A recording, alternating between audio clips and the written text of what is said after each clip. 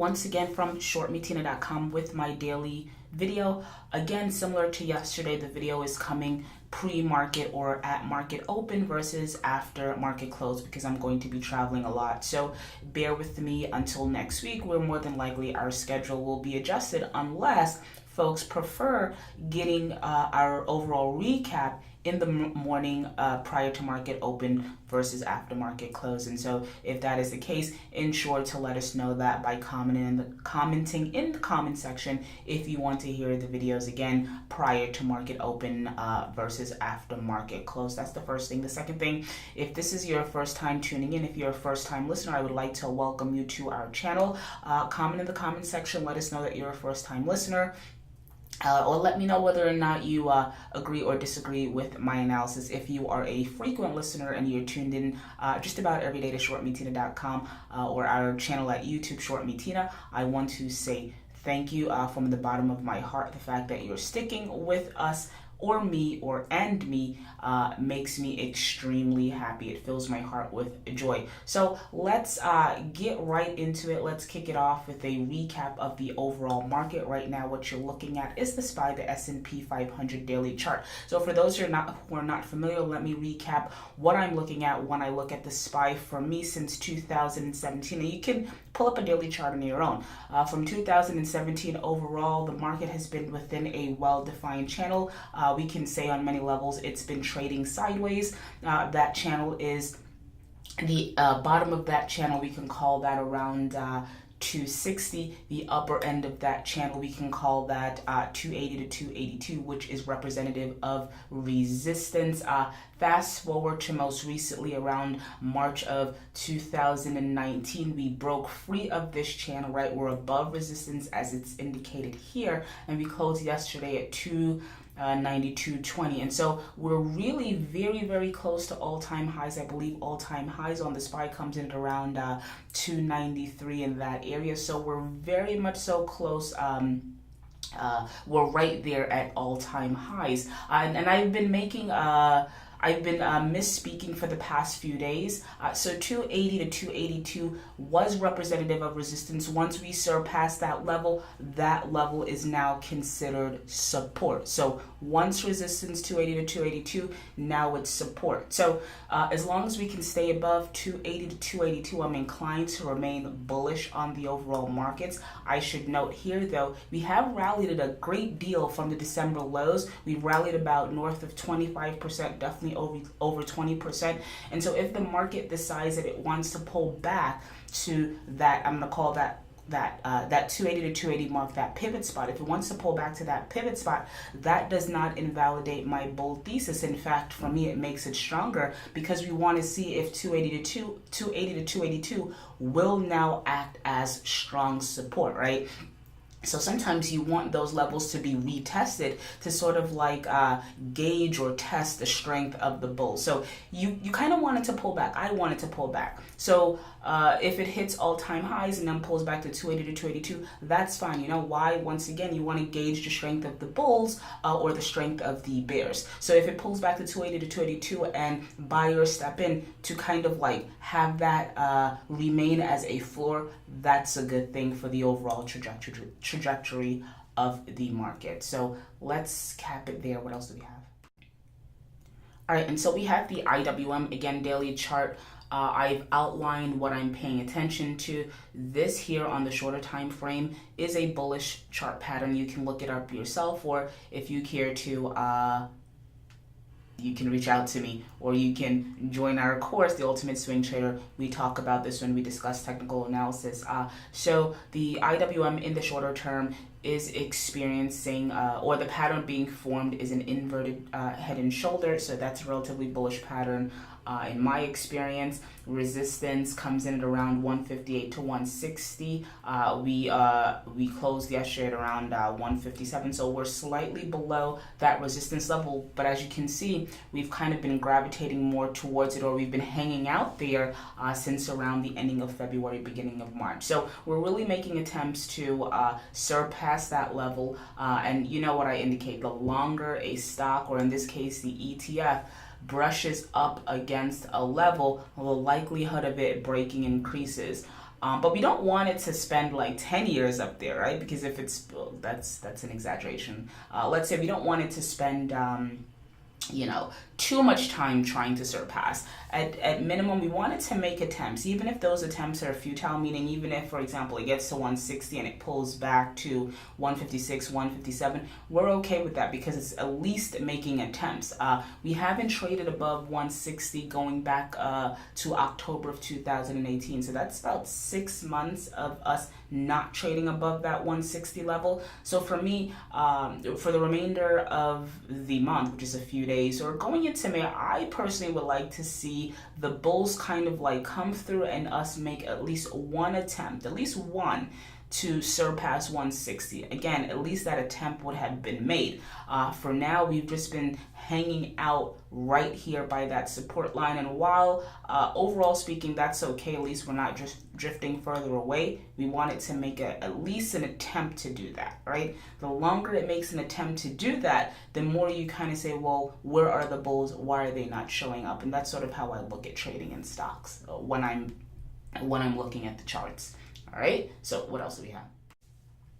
All right, and then we have Amazon daily charts. So I did a video on Amazon yesterday and indicated it can, for the most part, color the overall makeup of the entire market, meaning if Amazon rallies, and again, I did this video yesterday prior to earnings, and so Amazon reported earnings after hours yesterday. I'm going to run down the stats really briefly, but let me just kind of get to the point that I made yesterday in terms of it having the ability to change the overall makeup of the market. What I mean by that is if Amazon rallies, chances are the entire market will rally. If Amazon had disappointed with earnings and it sort of tanked, the overall market also had the ability to experience a huge decline. With that said, earnings came in pretty good, right? So in terms of earnings per share, it came in at 709 versus 472, and in terms of revenues, it came in line at 59.7 billion. I think the hoopla now and why the stock is up about 2% in pre-market. I see a quote of what's that? $1,939.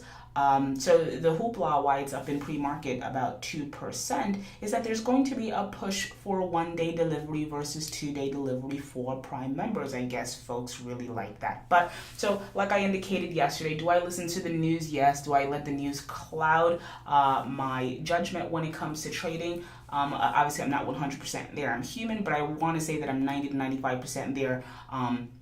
And it's because I've been trading for a long time. So while I do have news filter in, I usually, for the most part, just stick to my charts. And what's my chart saying? My chart is saying, well, you can see here, it's a nice rounding bottom, look like it's being formed in my opinion. Again, we're here at 1939 and resistance up here clocks in at around $2,050. So we're not that far away. We're about 100 points or $100 or so from those levels.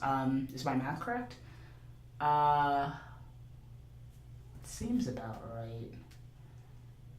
God, I deal with numbers so much that, and I definitely don't want to give any sort of misinformation. So what did I say was that level? 2050, right? But there you go. Yeah. Why would I second guess myself? Because it's okay to second guess yourself. You want to be sure. So we're about 100 or so points or dollars from that level. So that's what I'm going to be paying attention to when it comes to Amazon, whether or not it can get to that level of $2,050 or surpass it. More than likely, I think we get to around 2050, and at some point it gets rejected. So I expect some sort of rally within the next few days for Amazon. Let's see what else. All right, so we took quite a few minutes, or I took quite a few minutes to go over the SPY, IWM, and AMZ. So I'm just going to browse and really speed through the rest here. So CRON Daily chart sitting here at 1652. Full disclosure, we went into the stock low to mid 5, so it rallied to 25. I'm still bullish in the longer term. I see $30 very much so likely for ticker CRON based on the chart, based on price action. But in the meantime, because stocks don't go up in a straight line, we're experiencing this hefty pullback here. So if you bought at 25, you're in extreme pain. If you bought at like we did in the low to mid 5s, are you in extreme pain? Perhaps. I mean, because you saw it go to 25, and if you didn't lock in any profits, which you should have, a stock should never rally 200-300% without you taking a lot of it off the table. But if you didn't take some off the table, are you in profit? Yes. However, you're not in profit as much as you were when the stock was trading at 25. But if you bought at the top here at 25, are you experiencing a lot of pain? I bet you are. So that should be rule number one. If you bought at the top, try not to buy too much at the top. Don't chase stocks. Make sure that you plan your entries or you have a decent level to enter the stock. I say all that to say, although CRON is sitting at 1652, about 100% from our target, we are actually looking to re-enter. Obviously, we're not looking to re-enter at 5. I'm not sure it'll even get there. But even sitting here at 1652, I think it has some more downside. Again, I wouldn't be surprised to see the stock trading at $13 or $14. I'm waiting for that moment where, and it feels like it's shaping up for that, where you're just going to have that massive sell-off. When most people get scared, most people fold and throw in their hands, except for Tina. At that point, Tina's going to say, I would like to buy fear, and then I will step in. So I'm waiting for that point. What else? All right, and then we have BPMX. Really quickly, not really doing a chart analysis, just reporting on some news. So it's trading at around 179 pre-market. No, the stock is not technically up 2,000%. They were facing some compliance issues, and to avoid getting delisted, they did a 1-to-25 reverse stock split.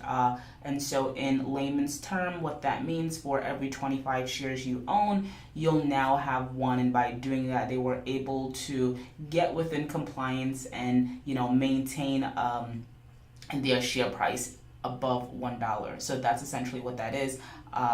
So for them to remain compliant and to be listed on this particular exchange, I believe it's the NASDAQ, don't quote me, they have to be trading at $1 or more, and they did this to avoid getting delisted, which is, I guess, good on their end. But I should note that when stocks do a reverse split, for me, it's almost like nearing the end. If you want to jump in, you're more than likely to do that, buy this stock. But for me, essentially the story is over for ticker BPMX. Seldom do stocks ever come back from a reverse split. You might have that initial 1 or 2 day pop, but overall it's usually downhill from there. So I wouldn't be surprised to see this stock under $1 within the next few days. So be cautious. What else?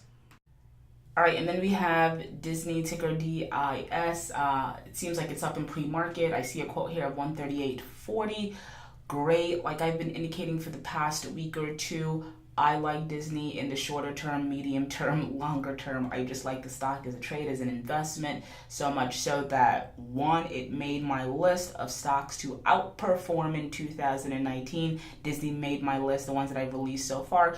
EVOP made my list, that stock is doing well. And ticker FEYE made my list. It's not doing as great, but the year is not over as of yet. So back to Disney, we took this trade in the premium member community when the stock was trading in the low 100s. It's one of my better performing stocks this year. We've had actually a lot of stocks that have done well, but I really like Disney. So as I've indicated, gapped up here outside of this multi-year channel it's been trading in within, we can say, for the past 15 years. I think the upper end of that channel was at 117. Gapped up, broke through that channel, and for me, and it continues to make new 52-week highs. So for me, I see Disney topping out at around 150 before pulling back slightly. So sitting here at 138, there's still more upside And even when I initially told the entire public about the stock, it was trading at around, I want to say 131, 132. So if you acted on that trade idea, you're still up nicely, and I still think that there's more room to go. What else? And let's round it out. With ticker BMY daily chart. Full disclaimer, full disclosure, we went short BMY in the premium member community up here when the stock was trading in the 50s. So it's sitting at 45.64. I'm just really waiting for that break here. It's retested this most recent low of 44.30.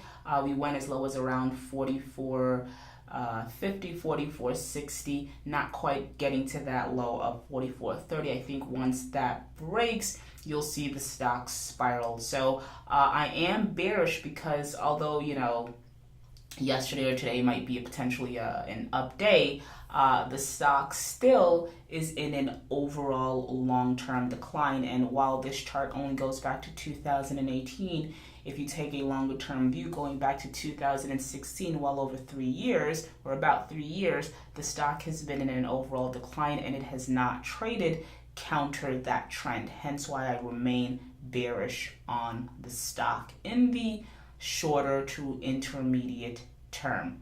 All right, so BMY bearish, that's the bottom line. So we're going to cap it there. Tina once again from ShortMeTina.com. If you enjoyed any portion of this video, I'd like for you to do 3 things for me. 1, comment in the comment section. Let me know whether or not you agree or disagree with my analysis. I'm definitely open to folks not agreeing. There's a gazillion different ways to trade the markets, right? So if you agree or disagree, let me know, and just let me know why, or anything else you may want to ask me regarding how I look at and view charts. That's the first thing. The second thing is, if you want more videos like the one that you're seeing, then definitely head on over to our YouTube channel at ShortMeTina. Hit that subscribe button and turn on notifications. I do videos Monday through Fridays. If you're subscribed, notifications are turned on. You will never miss a video. And lastly, I've been trading for over 15 years. If you think you can learn anything from me, then definitely head on over to ShortMeTina.com. Sign up, become a member. Thank you for listening, and as always, thank you for the support, TGIF. Enjoy your weekend, folks. Be safe. I will see you on Monday.